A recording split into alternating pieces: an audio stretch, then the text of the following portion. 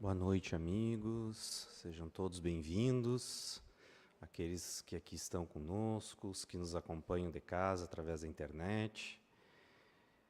Nessa quinta-feira pós-Natal, que ainda recebemos as boas energias desse momento, celebramos o nascimento do nosso Mestre Jesus. Aqui nos encontramos mais uma vez.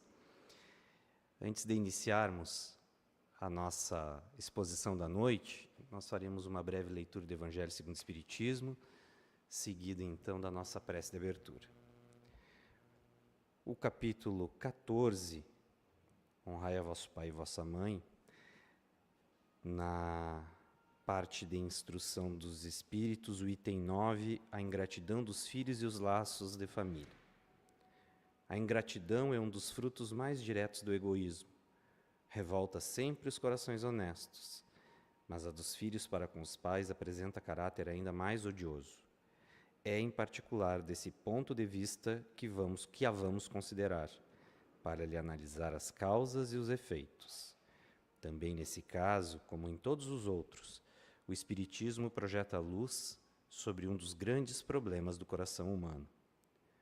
Quando deixa a terra, o espírito leva consigo as paixões e as virtudes inerentes à sua natureza e se aperfeiçoa no espaço, ou permanece estacionário, até que deseje receber luz. Muitos, portanto, se vão cheios de ódios violentos e de insaciados desejos de vingança. A alguns dentre eles, porém, mais adiantados do que os outros, é dado entrever uma partícula da verdade. Apreciam, então, as funestas consequências de suas paixões e são induzidos a tomar resoluções boas. Compreendem que, para chegarem a Deus, uma só é a senha: caridade. Ora, não há caridade sem esquecimento dos ultrajes e das injúrias. Não há caridade sem perdão, nem com o coração tomado de ódio.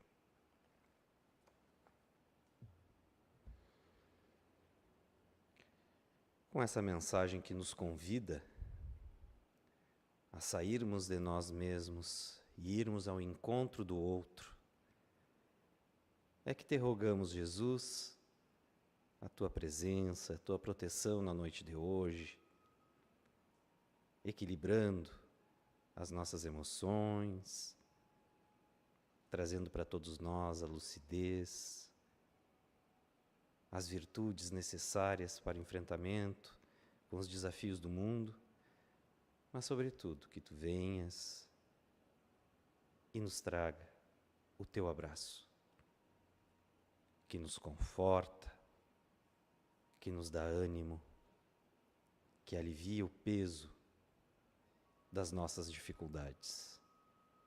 E que aqui, neste momento, nesta noite, os teus ensinamentos nos embalem e sejam, mais uma vez, um convite para um novo momento na nossa existência. Muito obrigado e que assim seja.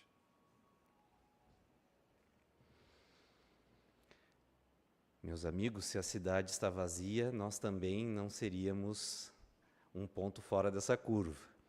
Então, na noite de hoje, me coube fazer esse processo de abertura dos nossos trabalhos, a condução dos nossos trabalhos e também compartilhar com todos a exposição da noite, para que nós possamos vivenciar logo após o Natal ainda as vibrações que ele nos deixa, mas sobretudo o significado que ele possui nas vidas de cada um de nós.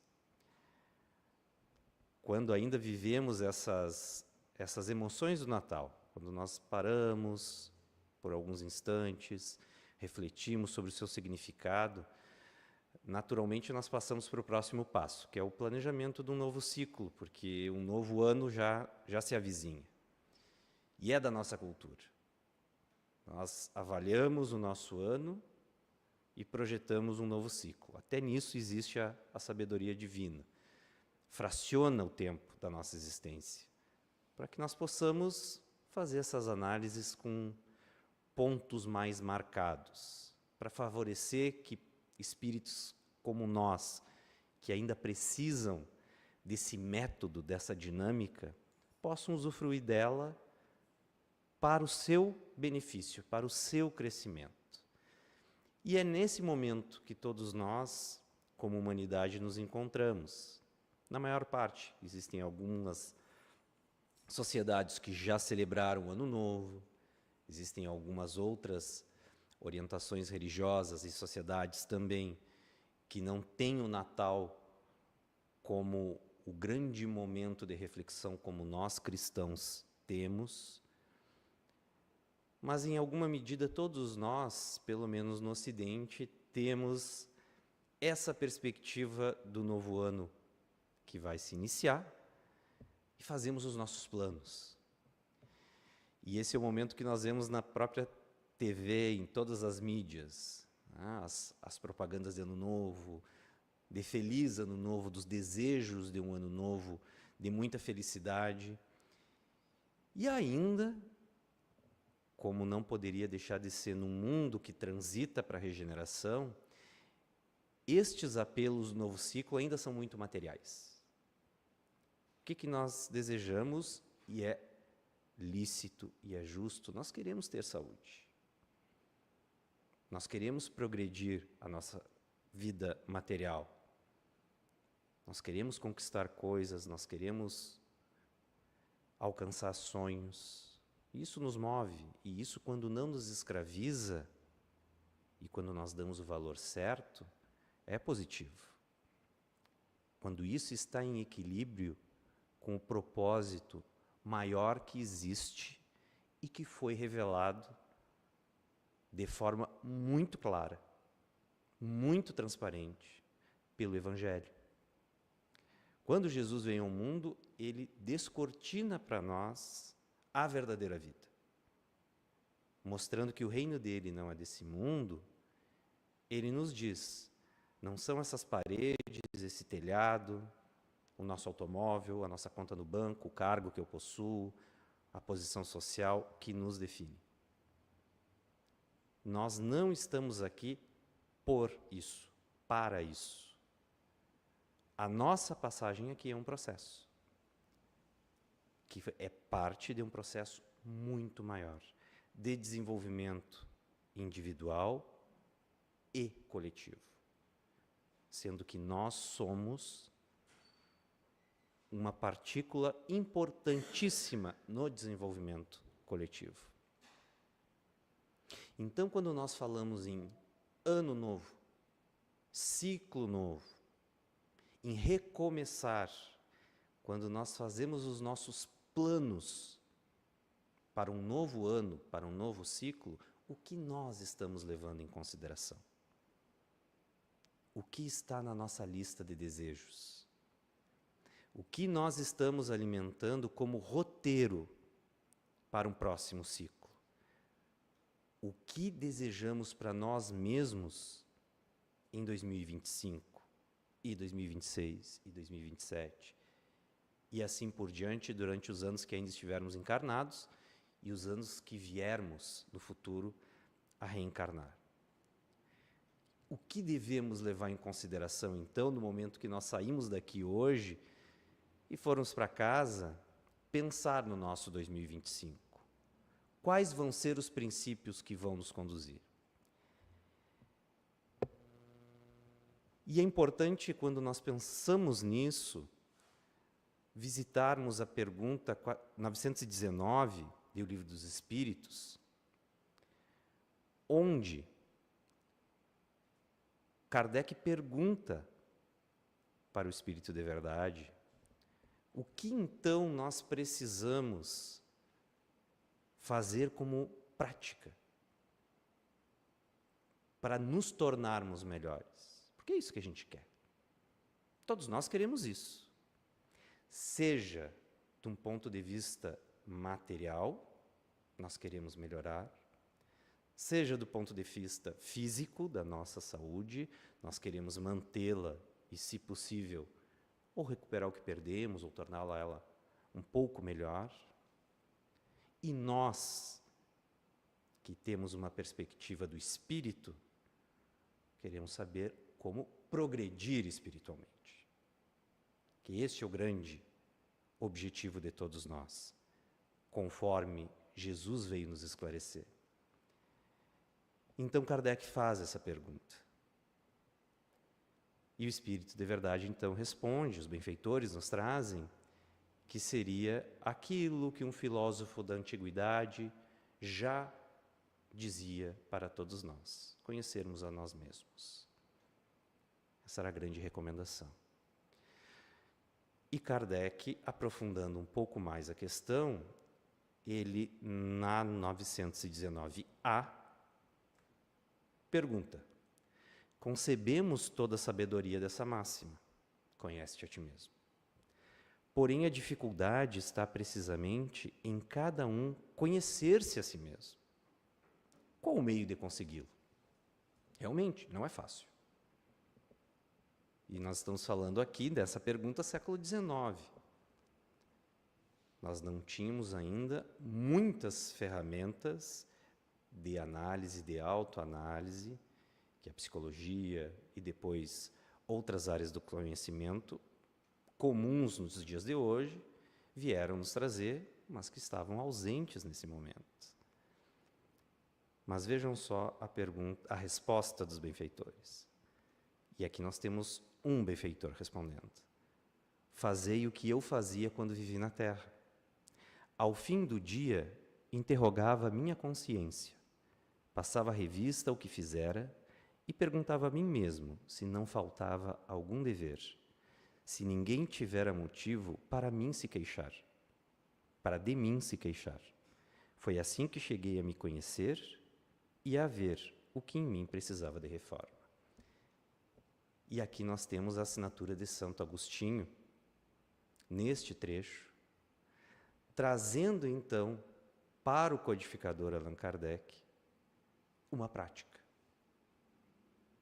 um método objetivo, claro, simples, direto, de nós fazermos a análise de como melhorarmos através do entendimento de nós mesmos.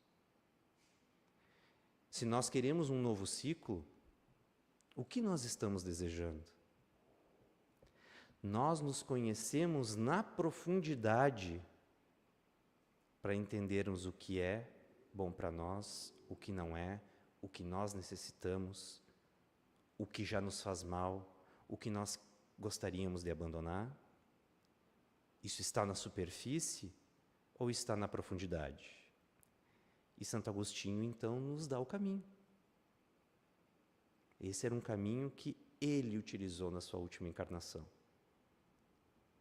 Eu paro, eu reflito sobre o meu dia, analiso as minhas ações, o que poderia ter sido melhor, o que eu fiz com relação ao outro, e a partir disso, eu dou o próximo passo.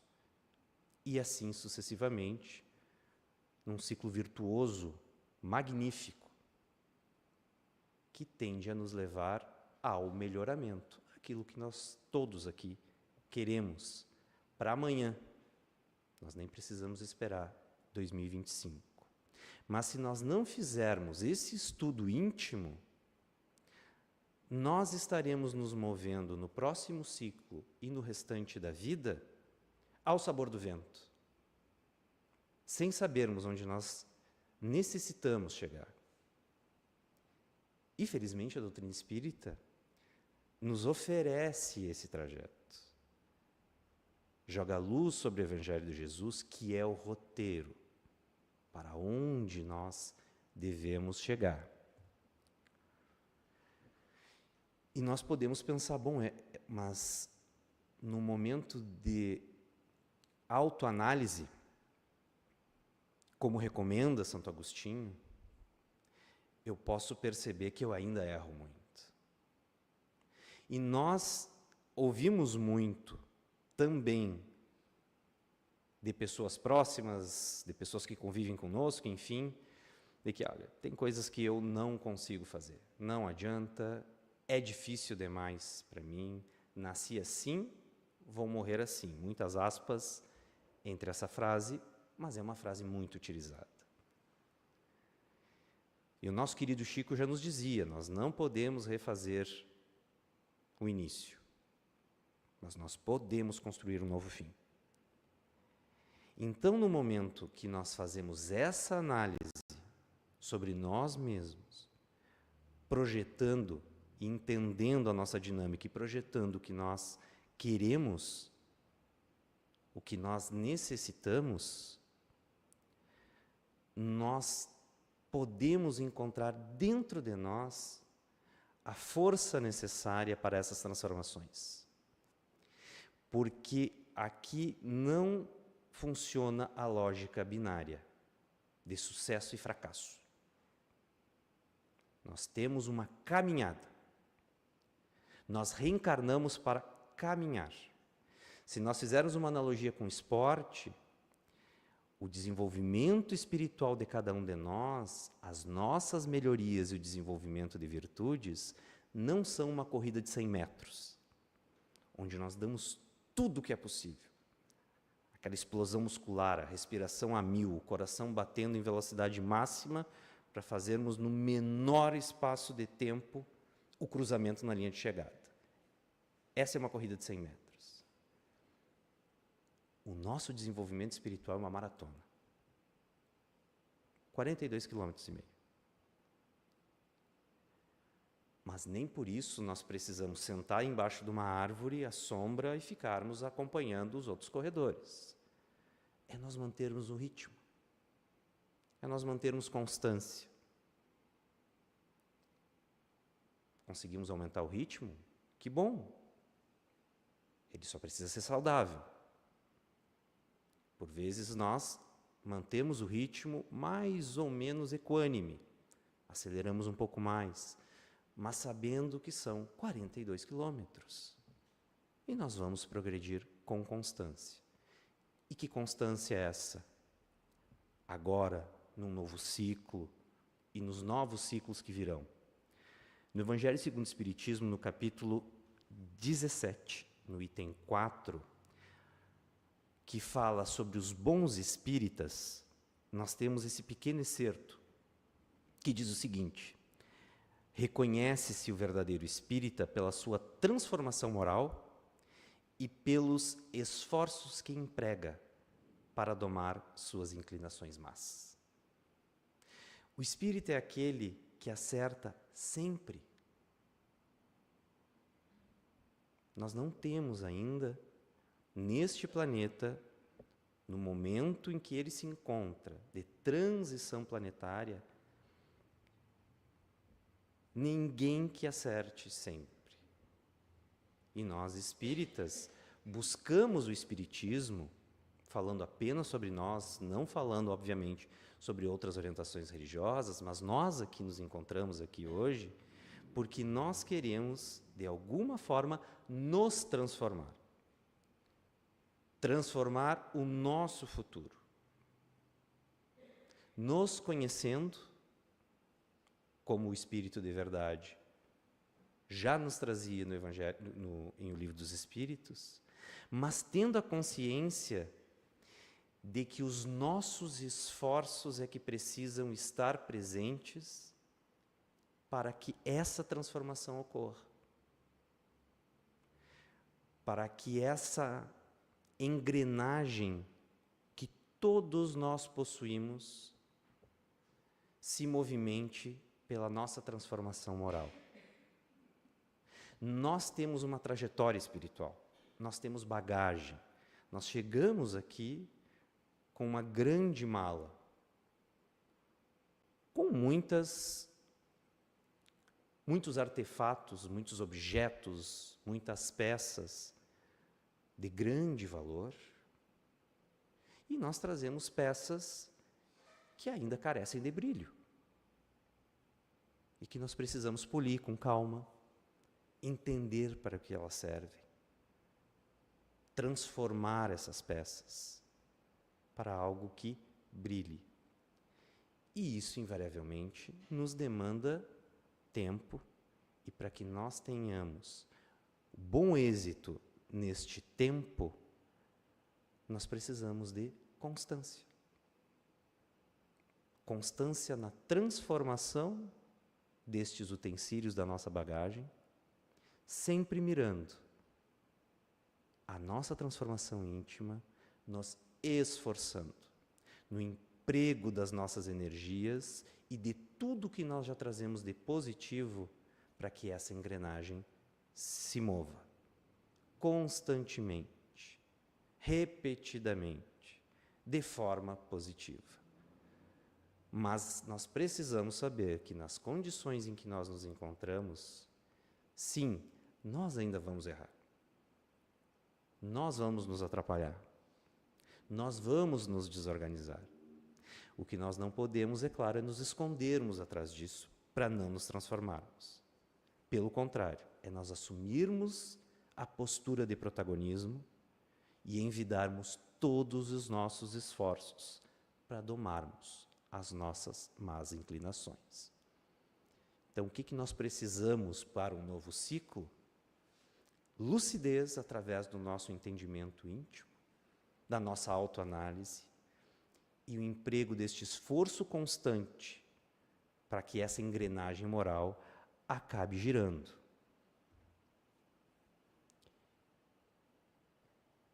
Então, se nós formos pegar o manual para o novo ciclo, eu sei que alguns como eu, que gostam da coisa mais ou menos pronta, gostariam do guia. Eu quero o guia, me dá o guia aqui, passo a passo, respostas curtas, claras e objetivas do que fazer, sempre com o imperativo na frente. Faça isso, faça aquilo.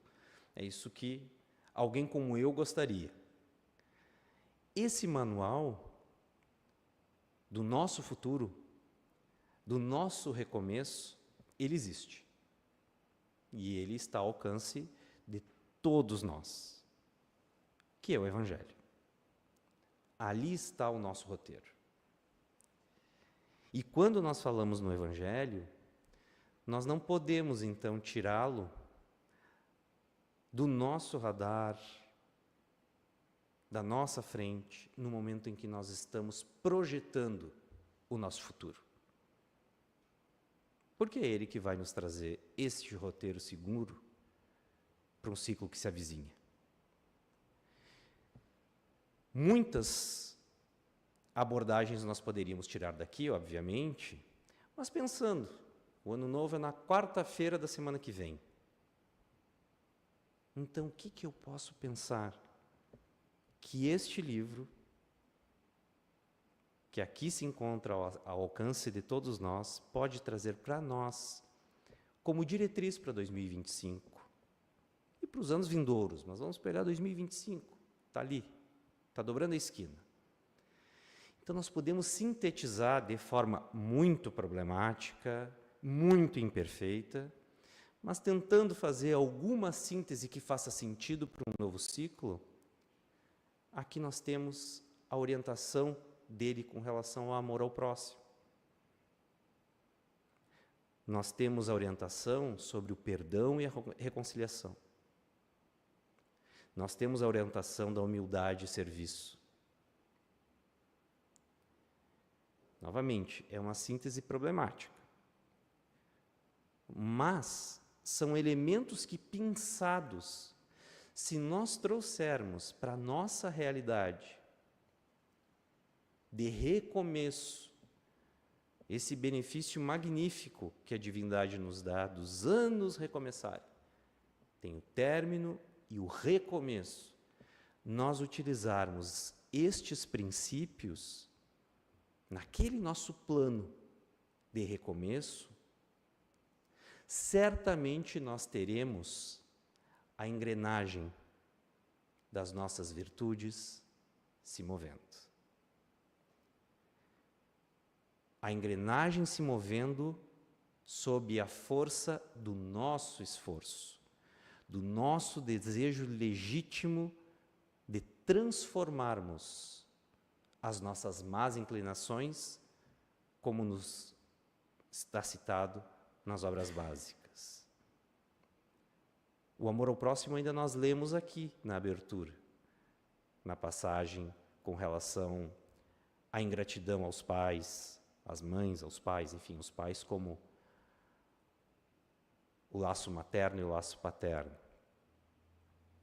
A caridade por aquele amor ao próximo, por aquele que nós não conhecemos. O entendimento das suas imperfeições, das suas dificuldades, de deixarmos de lado esse binarismo que domina as sociedades do mundo, onde alguém só quer o bem e um outro alguém só quer o mal. E esse binarismo só muda de posição. E nós ficamos entre ele. De nós dedicarmos tanto quanto possível o amor ao próximo. A dose de amor ao próximo que eu posso dar hoje. Talvez Santo Agostinho fizesse essa análise no final do dia. O quanto eu consegui dar de amor ao próximo hoje? Qual foi a dose de amor ao próximo que eu dei hoje? Será que eu consigo aumentar isto na dose de amor ao próximo amanhã? E com ela aumentada amanhã, será que eu consigo aumentar isso nessa dose no depois de amanhã? Constância. Maratona. Linha de chegada nós ainda não enxergamos, mas sabemos para onde nós estamos correndo. A mesma coisa com o perdão e reconciliação. Se tens algo contra o teu irmão, vá primeiro, te reconcilia com ele, depois vem aqui e vê o que fazes com as tuas oferendas, com os teus sacrifícios. O que Jesus estava nos dizendo com isso? Isso que não importa, a oferenda, o sacrifício, seja o nome que se dê. O que importa é o que está dentro, é a reconciliação sincera com aquele que nós temos dificuldade. É fácil? No nosso nível evolutivo, é fácil nós nos reconciliarmos com alguém com quem nós nos desentendemos, em maior ou menor medida? Não é. É por isso que vai para a listinha. É por isso que a recompensa, e a recompensa aqui que nós fazemos referência, não é troca, não é negociação, é o resultado da ação. A recompensa dessa reconciliação, nós não temos instrumentos no mundo para medir o impacto que nos traz, mas sabemos, pelas obras de André Luiz e de tantos outros espíritos que se dedicam a nos esclarecer, o bem que o espírito arregimenta no momento que ele se reconcilia com alguém e perdoa legitimamente. 2025, meus amigos, minhas amigas, o mundo precisa de perdão. Mais do que nunca. Nós temos duas grandes guerras em curso. Grandes. Aquelas guerras arruídas, o escândalo arruído. Fora todas as outras que não têm este volume, que não chegam até nós, que nós desconhecemos, sejam elas armadas ou sejam elas no coração dos lares, nos ambientes de trabalho, no cotidiano das cidades, na política mundial.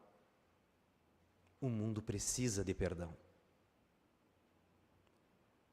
A nossa lista precisa ter umas 5, 6, 7, 8 linhas que a gente vai repetir. Perdão e reconciliação. Perdão e reconciliação. Quem são os primeiros a ganhar com isso? Nós. O peso da bagagem dos utensílios que não brilham vai esvaziar. Vai ficar mais leve. E nós conseguiremos ser multiplicadores desse perdão, das reconciliações que o mundo precisa. Talvez o que nós tenhamos que colocar na nossa lista, e seria bom, ser um agente do perdão e da reconciliação, ser um agente da paz. Não era o que Jesus pregava? Ele não foi um pacificador? Precisamos de perdão e reconciliação, assim como precisamos Dê amor àquele que está aqui do nosso lado, que é nosso familiar, ou àquele próximo que nós não conhecemos ainda e que podemos fazer o bem. E, sem dúvida, precisamos de humildade de serviço. Então, o nosso guia do Ano Novo nos diz que nós somos, como espíritos encarnados, nós somos espíritos criados simples e ignorantes, como nos esclarecem os benfeitores em O Livro dos Espíritos. Deus nos criou simples e ignorantes. E nós estamos a caminho. Nós estamos na jornada. Nós estamos reencarnados para aprender, para nos desenvolvermos. Então nós temos que vestir esta roupa do aprendiz permanente.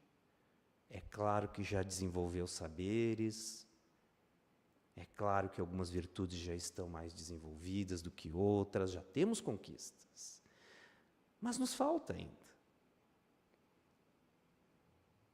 Nós precisamos caminhar uma longa trilha. E nada melhor do que quando nós temos que caminhar uma trilha que é longa, sabermos que precisamos aprender. Que estamos aqui para isso, que o objetivo é esse. Isso também nos dá leveza. E nós temos com quem aprender. Aqui está o roteiro mais uma vez. E se nós entendermos que existe este roteiro e que existe um Pai, e que eu o enxergo como Pai, que sabe do que eu preciso e me dá na medida das minhas necessidades, isso também é consolador para nós. É um alívio de nós nos entregarmos nas mãos de alguém que tudo pode, que é a inteligência suprema, causa primária de todas as coisas, como nos diz a questão número 1 do Livro dos Espíritos. Termos a humildade de entender isso, mas colocarmos o que nós já desenvolvemos a serviço do coletivo. Temos um irmão que sofre, eu posso enxugar lágrimas. Temos um conflito se armando, eu posso ter uma palavra de paz.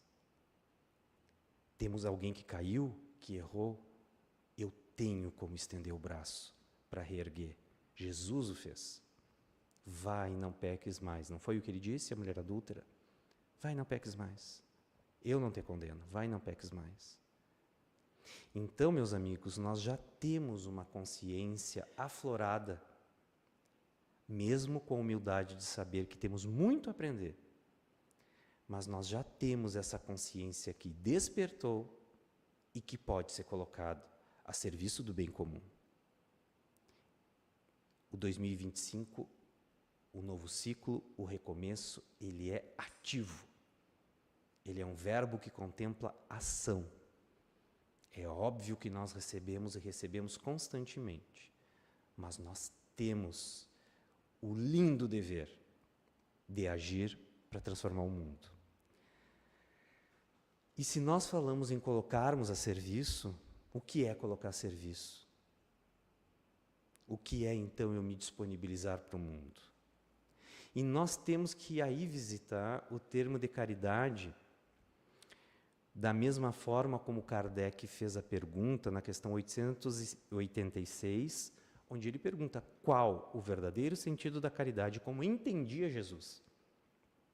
Vejam bem, não é qual o verdadeiro sentido da palavra caridade. E aí nós podemos trazer muitos conceitos do mundo. Não, é qual o sentido da palavra caridade segundo Jesus, porque aqui nós já estamos no nível de conhecimento em que Jesus é o nosso exemplo a ser seguido, é o nosso modelo. Se é o nosso modelo e nós temos como colocar as nossas virtudes a serviço do mundo, qual é o conceito de caridade dele? E os benfeitores nos respondem: benevolência para com todos, indulgência para as imperfeições dos outros e, novamente, perdão das ofensas. Outro roteiro, que aqui está, no nosso guia. E aqui Kardec faz um comentário, na sequência da resposta dos benfeitores. O amor e a caridade são o complemento da lei de justiça, pois amar o próximo é fazer-lhe todo o bem que nos seja possível e que desejaríamos nos fosse feito. Tal o sentido dessas palavras de Jesus: amai-vos uns aos outros como irmãos. Este é um desafio que nos está posto. A caridade como entendia Jesus. Levarmos isso para o nosso ciclo, tendo benevolência para com todos, indulgência para as imperfeições dos outros e perdão das ofensas. Eu que gosto do guia, das ordens claras, objetivas, transparentes, nada pode ser mais claro, objetivo e transparente que essa definição de caridade trazida pelo Espírito de Verdade e o Livro dos Espíritos. Então, se nós desejamos nos colocar a serviço no próximo ciclo, aqui nós temos o caminho: benevolência, indulgência e perdão das ofensas. E indo já para o nosso final, se nós estamos olhando para o recomeço, para esse novo ciclo, para a nossa melhoria, e nós entendemos que o nosso desenvolvimento espiritual, como lá nós vimos no início da explanação, ele é fundamental para o nosso processo, nós retiramos de O Consolador, de Emmanuel, psicografia do nosso querido Chico, a questão 119, onde a pergunta é: como devemos proceder para dilatar a nossa capacidade espiritual? Como eu faço para progredir? Como individualmente eu transformo as minhas imperfeições e virtudes?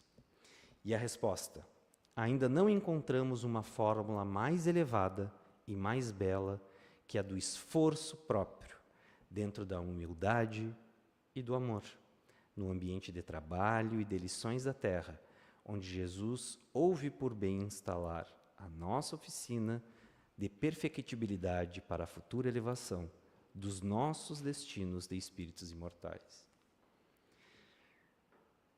Esforço próprio, humildade e amor.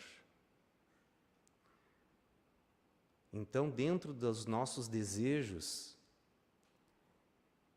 é muito adequado de nós contemplarmos estes princípios.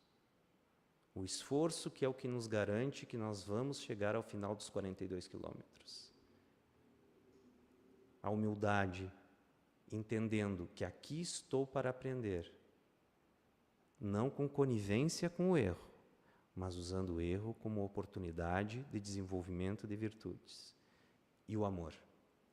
Dividir com todos aqueles, os que nós simpatizamos e os que nós ainda mantemos sentimentos muito complexos, como o rancor, como o ódio, como a raiva, de transformá-los e colocar a serviço do coletivo as virtudes que já desenvolvemos. Essa tríade é que nos leva à frente e que nos garantirá a chegada segura no final dessa maratona, no momento em que nós planejamos esses ciclos da vida que recomeçam sempre e que nos demandam, na sua essência, sempre o mesmo, mas cada vez mais processado, mais entendido e mais aprofundado. Então, meus amigos, nós encerramos com esta pequena, grande afirmativa, que é, na verdade, a resposta dada pelo Espírito de Verdade a Kardec, quando ele pergunta o que deveríamos fazer para nos aperfeiçoarmos, para dilatarmos, como aqui no Consolador nós vemos, dilatarmos a nossa capacidade espiritual. A resposta dos benfeitores é, já diria um sábio da antiguidade, conhece-te a ti mesmo. Essa frase estava no templo de Apolo, em Delfos, e essa frase é atribuída a Sócrates, um daqueles que foi o precursor do cristianismo. Preparou os princípios para a chegada de Jesus, tanto no desenvolvimento intelectual quanto moral. Conhece-te a ti mesmo. Nós queremos não somente um novo ano, um novo ciclo, com realizações, com êxito. Nós queremos uma vida inteira e não é a vida referente a esta encarnação. É a nossa jornada espiritual que não termina. Nós seremos eternos aprendizes. Nós temos virtudes a distribuir. Nós temos ainda dificuldades a serem depuradas, a serem aperfeiçoadas. Mas sem nos conhecermos, sem fazermos o exame que Santo Agostinho fazia e que nos recomenda, essa maratona pode nos levar para a direção errada. Então, conhece-te a ti mesmo. Avalia as tuas decisões, as tuas prioridades, os teus desejos. Avalia o teu dia. Avalia a tua vida. E recomeça. Recomeça com humildade, com amor e com constância. Muito obrigado. E agora eu acredito que nós, como eu estou fazendo a dupla atuação hoje, né, Claudinha? Né, Alcieri? Eu acho que nós já podemos passar para o passe.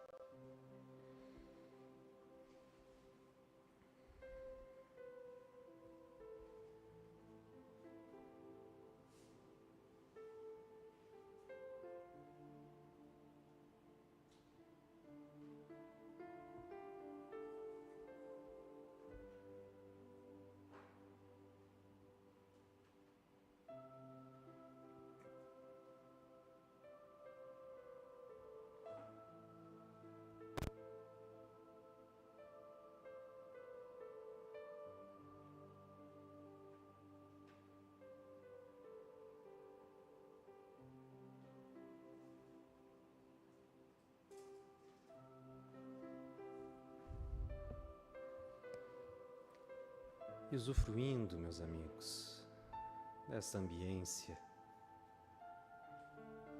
que se faz nesse momento, na nossa casa, que nós possamos mais uma vez agradecer ao Pai pela vida, a oportunidade que nos dá de estarmos neste mundo de aprendizado,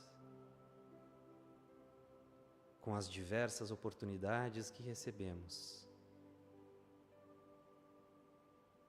para depurarmos os nossos valores e utilizando o exemplo de Jesus, com esforço próprio, desenvolvermos as virtudes que nos são necessárias e que são necessárias ao mundo inteiro. Obrigado, Pai, por mais este ano, e que o ano que se inicia, com as lutas que tivermos, sejam sempre acompanhados dos benfeitores amigos que jamais esquecem de nós, e que tenhamos condição de colocarmos a serviço do mundo o que já de bom adquirimos, para reerguermos os que caem, secarmos as lágrimas dos que choram, acolhermos os que sofrem. Te pedimos que abençoes essas iniciativas e que nos acompanhes hoje e sempre. Que assim seja. Muito obrigado a todos que aqui estiveram, os que nos acompanharam das suas casas, e que tenhamos um excelente final de ano e um ano novo repleto de bons projetos, de grandes vitórias íntimas para cada um de nós. Uma boa noite.